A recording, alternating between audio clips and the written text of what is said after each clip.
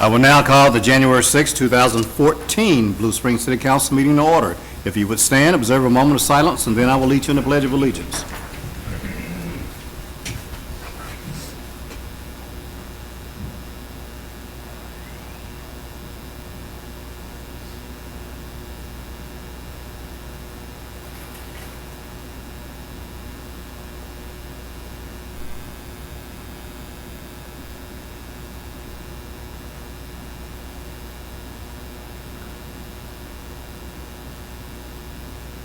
I pledge allegiance to the flag of the United States of America and to the republic for which it stands, one nation, under God, indivisible, with liberty and justice for all.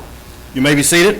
I want to welcome you in attendance, as well as those that might be watching on Cable TV 7 to tonight's City Council meeting. The next item is the consent agenda. Are there items that need to be pulled? If not, I accept the motion of approval. So moved. Is there a second? Second. Roll call, please. Councilman Quibell? Aye. Councilman Levesey? Aye. Councilman Fowler? Aye. Councilman Carter? Aye. Councilman Edmondson? Aye. Councilman Culpepper? Aye.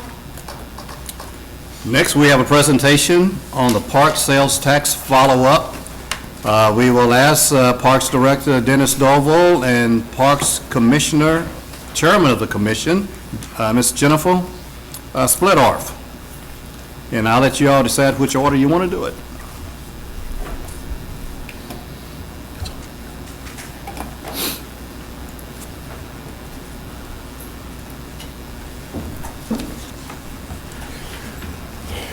Good evening, Mayor and City Council.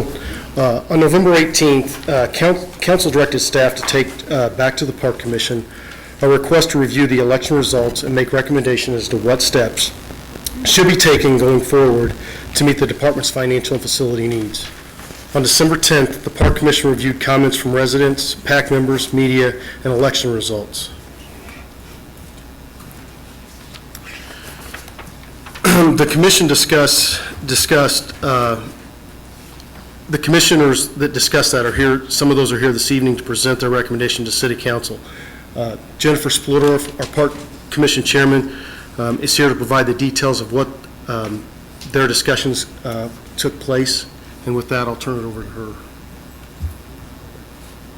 Ms. Splittorff, welcome. Good evening, Mayor and Councilman.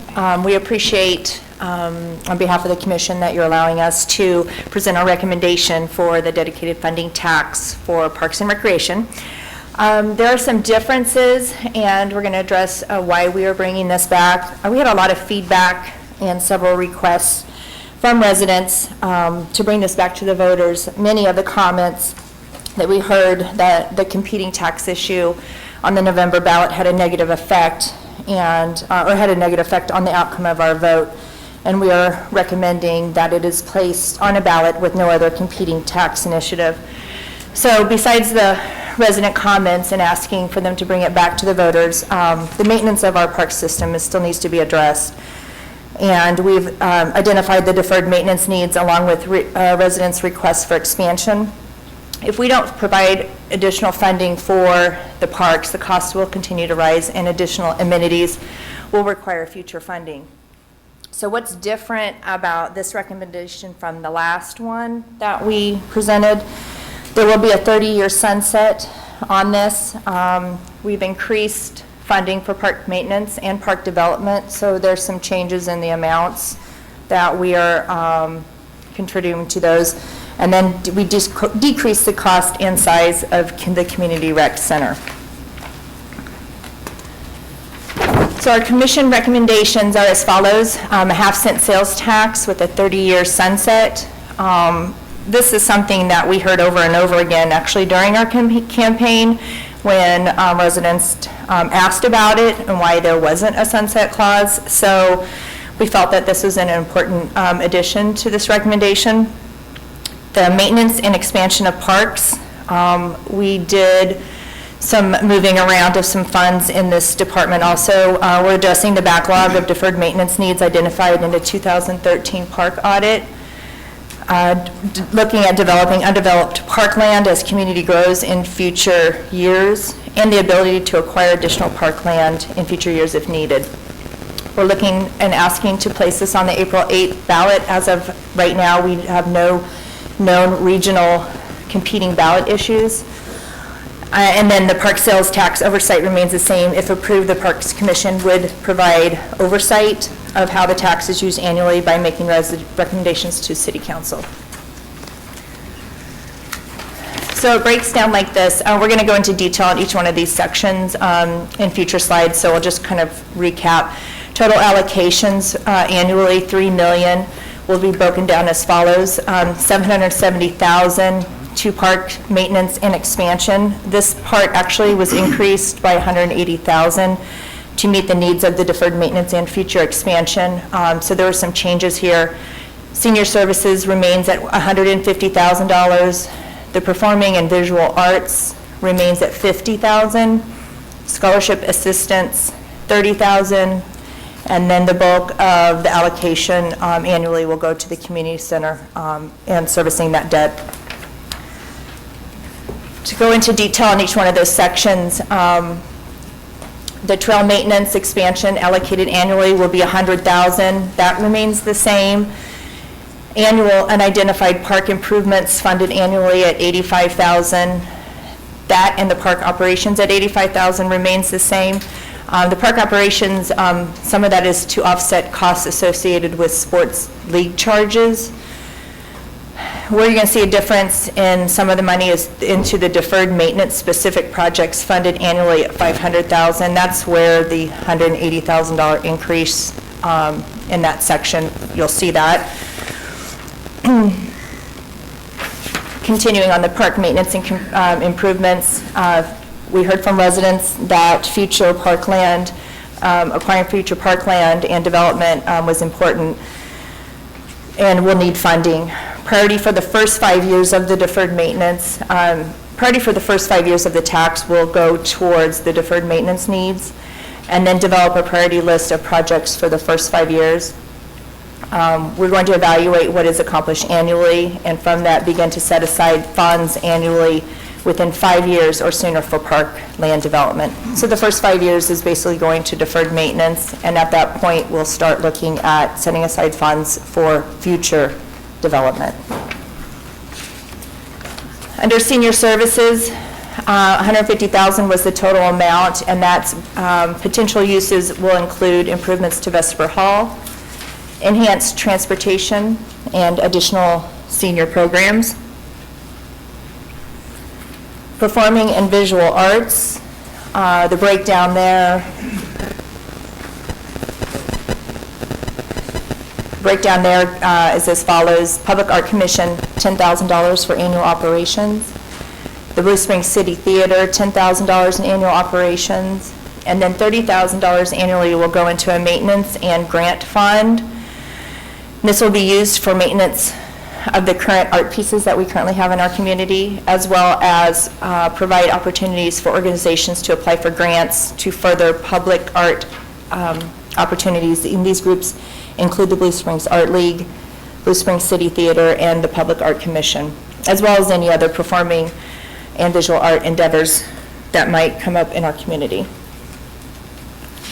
Scholarship assistance, this has not changed also from our first recommendation. It's to provide financial assistance to those who require reduced fees based on income levels. There's two departments that'll go to. $15,000 will go to community center memberships, and $15,000 for Parks and Recreation Program scholarships. Funding levels will be evaluated annually to determine funding levels based on need. And then finally, we did some changes with the community center, actually quite a bit. This is another area we focused on. We decreased the size and the cost of the community center. Right now, we have updated the square foot facility to about 74,000. It was originally at 85,000, so we decreased it by 11,000 feet. Some of that's in the natatorium, some of that's in lobby space. We moved some fitness rooms around, and we were able to cut off some of the square footage there.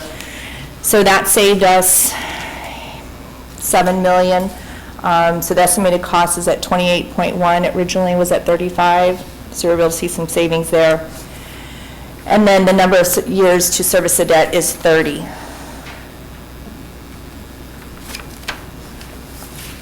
The estimated construction timeline for the community center is as follows. If the park sales is approved by the voters, we will send out a request for quote for architectural services in May of 2014. In July, we will be awarding architectural firm contract.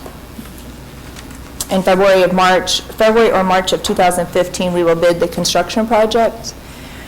And once that is awarded in March or April of 2015, hopefully starting construction soon thereafter, looking at a completion date of late fall, October, November of 2016. This is a recap of the tax components. Half-cent sales tax dedicated for parks to fund deferred maintenance, parkland development, recreational programs, and construction of a new community recreational center. There will be a 30-year sunset clause. We are requesting that City Council consider placing the ballot measure before the residents on April 8th of 2014. And the annual funding breakdown as follows: park maintenance, parkland development, $770,000; senior services, $150,000; performing and public art, $50,000; scholarship assistance, $30,000; and then construction of the community center, $2 million, and that's annually totals out to $3 million expected from the tax. Are there any questions or comments? Are there any questions from the council to Mr. Putoff? Councilman Carter? Jennifer, a lot of the feedback, and we all got a lot of feedback on this. A lot of people who came to me said, I understand the need for deferred maintenance and building out parks. I don't really get a community center. Was there any thought given to separating those questions, asking 2 questions on the ballot? We talked about it, and it was discussed, but I think the overall consensus was that we heard a lot of feedback that people did like the community center idea and that they did want that. We heard a little bit, probably more of that than, I think there were people that were concerned about that, but the majority of the comments that we received was that they were in favor of I think it was more of the sunset clause that we heard during the campaign part of it. And I think that overrode our decision. Okay, thanks. Anybody else? Any questions? Your Honor, I'd like to comment on some feedback that I've had that kind of, I don't know if it surprised me, but I didn't expect it when I got it. A few weeks ago, and I've been getting, feedback from constituents all along, but a few weeks ago, I was over at Vesper Hall having lunch, and had gone over to meet a senior who had invited me to have lunch with him, and then they didn't show. And I ended up sitting alone at a table and then had a group of them recognize me and come and sit and have lunch with me. And I had a lot of support from that group of people to the community center part, which I think goes to your question, Councilman Carter. I was surprised to have a group of seniors who are focused on Vesper Hall say, we really need the community center too. And this is a group of voters that oftentimes are anti-tax, and yet basically from the people who came to me, it was all pretty much, we need to put it back on the ballot, and we need to make sure that the community center was there, and that caught me off guard. Because you never know where opposition to things are coming from, but it wasn't coming at least from this group of seniors at Vesper Hall, which I thought was interesting. Anybody else? I've got some comments, but no questions for Jennifer. Okay. Well, I appreciate what Councilman Quabell is kind of mentioning there, and I too support a community center. I think what the issue has been, at least for me on these specific proposals, is just the way at least we're going about funding a community center. To me, a community center is kind of more something you would do with maybe a bond project, not something we would necessarily run to the residents with a sales tax to fund. And I think for the very first time this conversation started with city staff, I am very supportive of a community center. As the mayor said, I think that would be an important support, a positive thing for the community. But I think we need to be more creative with the funding of something like this. And when I talked to the park commissioners before the first proposal, a lot of the conversation was really more about future of the parks, making sure we had our parks as a quality representation of the city and continuing to do that. And the problem I have with this proposal and with the last one, I appreciate that the Park Commission has tried to respond to some of this feedback because it shows in this adjustment.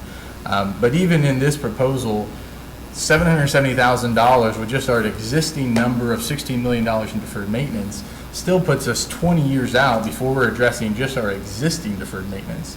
That doesn't even begin to address what will happen over the next 20 years, additional deferred maintenance or additional maintenance that may be done. The last proposal was $620,000, was like 25 years. And even of that 770, only 500,000 of this is going to deferred maintenance, which really puts it more about 32 years. And so I think the numbers aren't adding up to where what I feel the park commissioners are really looking for a way for us to prepare the city for the future in the way of our parks. And I don't know that this proposal really does that. I think we're kind of getting heavy centers on this community center, and we're missing the boat on what's really important and what really the focus of the community is, making sure we have a quality park system. And I sense the urgency here because I realize the state of Missouri is talking about a 1-cent sales tax on transportation. The county is always talking about some sort of sales tax. The most recent being 1% for the light rail or commuter rail if that ever happens. So I know we need to try to make something happen because I have a 1-year-old son. I have a vested interest in making sure the parks are quality like they were when I grew up. So I don't want to see us, my fear is we're going to put this on the April ballot and it's going to fail again, and then we're going to have several more years before we're going to be able to do something like this again, and we're going to miss this opportunity. And so I don't know that I necessarily am saying let's split the issue, but I think if it was maybe a quarter-cent sales tax that all of it went to deferred maintenance and park expansion, I would be very supportive and maybe even champion that proposal. But these proposals, I think I think the numbers aren't adding up for what I think is best used for the community at this time, if that makes sense. Okay. So those are my comments. Anyone else? Let me make a few comments. Number one, I think that Blue Springs is behind the 8 ball when it comes to providing not only deferred maintenance, but also a community center. 10th largest city in the state of Missouri, a city of our size, should have already had a community center. It provides something for everybody in the community, from the infant all the way to senior citizens. We like to speak within the same breath, Blue Springs and Lee Summit. Lee Summit has a dedicated park tax. Lee Summit has 4 community centers. Lee Summit has a great park at Legacy that a lot of people from Blue Springs even go to because we can't offer it here. I like the sales tax idea because people that shop in Blue Springs will help pay for an amenity in Blue Springs that Blue Springs people will be able to enjoy. I think we're way past what we need to do. Certainly, we were affected by the negative campaign that went on with the translational medicine tax that people didn't buy into. And when we placed this issue on the ballot in November, we placed it on the ballot with the idea that that would be the only issue that we would address. Lo and behold, the county legislature were talked into putting this other issue on the ballot that I won't even get into that part of it. But I do know that there are other governmental entities that are looking at opportunities to use something that basically was designed for local government, and it's called sales tax. You have the initiative that's going to be on the ballot in November, 1% sales tax for transportation. That's pretty much a done deal. It's going to be on the ballot. That adds to it. We don't know, there's still talk about transit, commuter rail. That would probably be anywhere between a half cent and 1 cent. Pretty soon, those numbers, if we don't act, those numbers are going to get so high, we will never pass a sales tax in Blue Springs to take care of local issues and local needs. And so, I applaud you bringing this back, and if people want this to be a quality community, they'll support it. They've been very supportive in other issues that we brought. we became victim to the other issue that was on the ballot, and I'm totally convinced of that. And I think given the opportunity, people will respond. They will respond positively because we do live in a great community that offer a lot of amenities, and we can't afford to be in a position where those amenities start to slack off because we are going to lose people. Eloise and my only child that live in this area lives where? Lee Summit. And we were having a conversation. I say, will you ever move back to Blue Springs? Probably not. Once we lose them, we don't get them back. When they first started to look for houses, they looked in Blue Springs before they went to Lee Summit and didn't find the things that they were looking for. So we're going to, and it's not a matter of competition. It's a matter of offering people something that they want for a good quality of life. We've addressed all the other basic needs. We've addressed infrastructure. We've addressed public safety. It's time that we address quality of life that makes this community complete, except one other missing ingredient, and we're working on that, jobs. Having jobs in Blue Springs that are meaningful jobs with good salaries, then people don't have to leave town. You know, at lunch, they can go and spend some sales tax money eating at the local restaurants. So, I mean, it's a snowball effect. You know, like a snowball rolling down a snow-covered hill. It'll grow. So anyway, I'm done. Thank you. And thank you all. And want the park commissioners stand up, and thank you all for your work and for you doing that. And let's give you a round.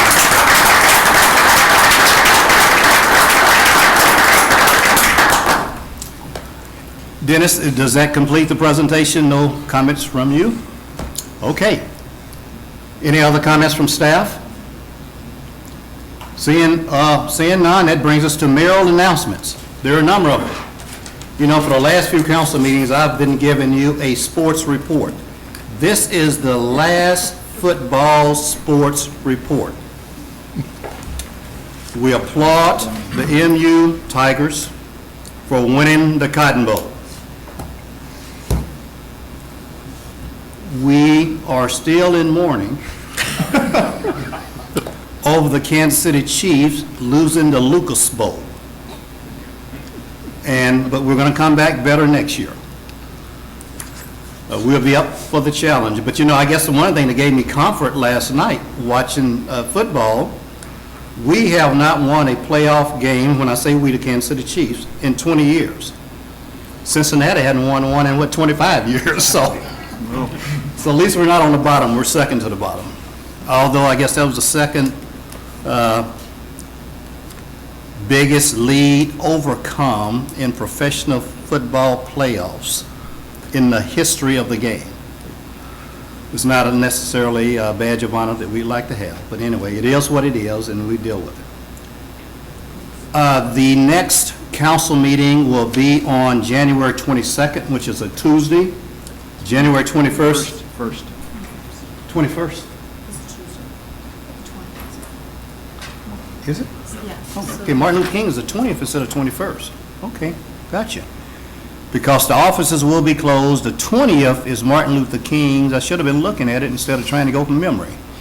The 20th is Martin Luther King's birthday, and the offices will be closed, so we will be on the Tuesday, January 21st.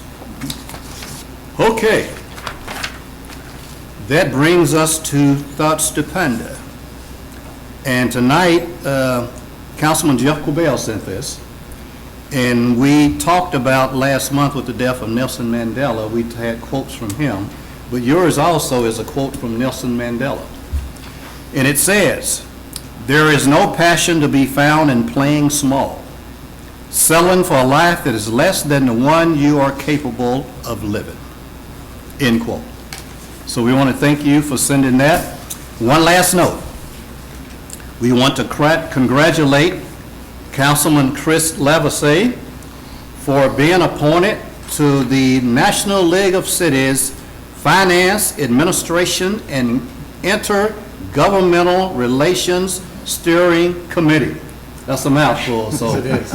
Congratulations to Councilman Levasseur. It sounds much more prestigious than it actually is, but thank you. Again, Blue Springs elected officials and staff stepping up to the plate, sharing our experiences and our leadership beyond just Blue Springs. And Councilman Corbell, I know last year with the National League of Cities, you were vice chairman of the Information Technology Committee. Are you still going on? Yes, Mayor, I was reappointed for this year. 2 members, National League of Cities. So anyway, and I know they'll do a great job, not only representing their knowledge, but also representing the city of Blue Springs. So we thank you for doing that. Now, that brings us to adjournment. Is there a motion to adjourn? We did visitors. Don't have any visitors appearance forms. No visitors appearance forms. I move we adjourn. Is there a second? Second. All in favor, aye. Aye. Opposed, same sign. We adjourn.